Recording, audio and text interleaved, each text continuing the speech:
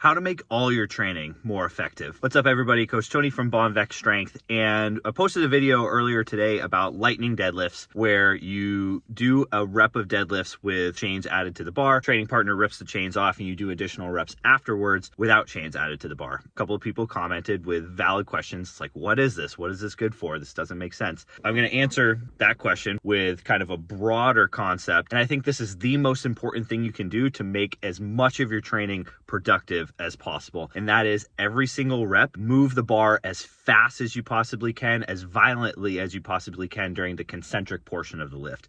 So if you're squatting, that's standing up out of the bottom, benching, pressing it off your chest, deadlift, ripping it off the floor. You don't necessarily have to go super fast during the eccentric. In fact, that's probably a bad idea for a lot of people, but controlled through the eccentric and then as aggressive as possible on the way up. Louis Simmons called it the dynamic effort method. Compensatory acceleration training by Dr. Fred Hatfield. Kind of this concept that you need to move the bar as fast as possible to develop a couple of really important qualities that help contribute to maximal strength. First of all, when you move the bar as fast as possible, what you do is you are more likely to recruit more fast twitch muscle fibers, more high threshold motor units. Fast twitch muscle fibers have greater force production. They have greater potential for hypertrophy. They're important to a power lifter. It's really about the amount of effort. So you can take a very, very light weight and move it very, very fast and recruit a lot of fast twitch muscle fibers.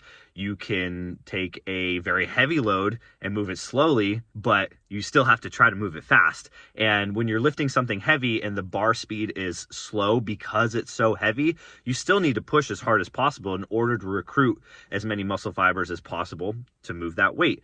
If you've ever tried to move a heavy weight slow on purpose, you know that you get stapled by it. By doing something like a lightning deadlift where you're doing one heavier rep, you are recruiting theoretically all the muscle fibers, all the motor units needed to lift that weight. And let's say you have 4 chains on the bar, 80 pounds worth of chains. And let's say you've got 320 pounds on the bar, and you've got 80 pounds worth of chains, so it's 400 pounds at lockout. If you move it as fast as possible, you now are telling your body, okay, this is the amount of force I need to move 400 pounds. You then remove those chains, and you've got just 320 without the additional change, and you apply 400 pounds worth of force to it.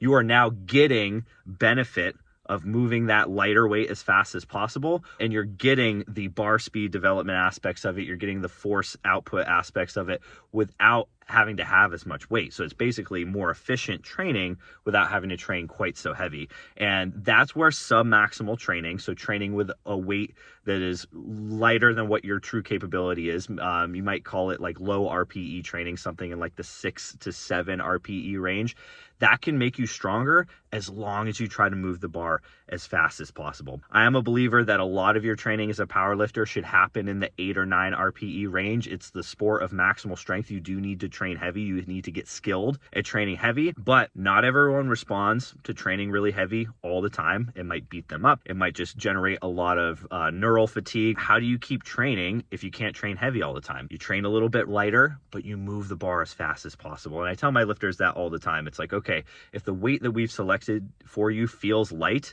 before you worry about going up in weight, take that light weight and just hammer it as hard as possible, as fast as possible, and that will make you stronger. So there's 3 ways to get stronger. Move a very, very heavy weight for low reps. Louis Simmons called it the max effort method. Move a moderate weight for relatively high reps close to muscular failure. That's the repetition effort method. That's what bodybuilding is. And there's a third and less talked about method of it, the dynamic effort method, or compensatory acceleration training, another term for it. And that's just taking a weight that is submaximal and moving it as fast as possible. So no matter what weight is on the bar, think about putting the level of effort and force into the bar that you would need to if it was your 1 rep max, even if it's not. And if you get into the habit of moving every rep as fast as possible, the majority of your training is going to be very, very productive, even if the weight is quite a bit lighter. So go out there and hammer your concentrics.